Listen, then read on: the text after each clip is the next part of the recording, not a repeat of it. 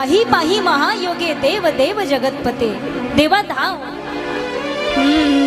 जळे माझी काया लागला वरवा धावरे केशवा धावरे केशवा माया बापा जळे माझी काया लागला वनवा। अरे धाव देवा, त्याच क्षणी भगवंताने अंगुष्ठ रूप धारण केलं, उत्तरेच्या गर्भात प्रवेश केला आणि त्या बालकाचं रक्षण केला। कोण आहे तो? राजा परीक्षिती।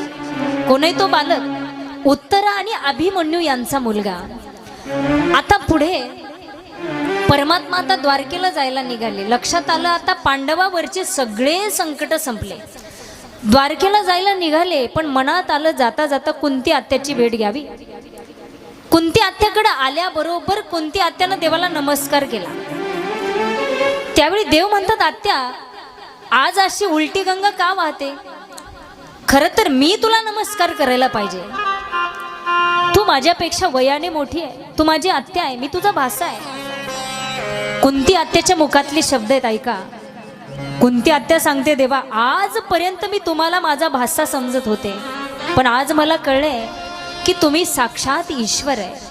नमस्ते पुरुषम त्वाद्यम ईश्वरः प्रकृते परम अलक्षम सर्वभूतानाम अंतर बहिर्वस्थितम। नमः पंकजनाभाय नमः पंकजमालिने नमः पंकजनेत्राय नमस्ते पंकजाग्रहे। त्यावेळी देव म्हणतात, आत्या तुला काय मागायचंय ते मागून घे। काय मागितलं? कुंती आत्यानं, अहो जगातली आगळी वेगळी मागणी कुंती आत्यानं देवाकडे केली। दुःख मागितलं, दुःख विपदा मागितली। का बरं दुःख मागितलं असावं?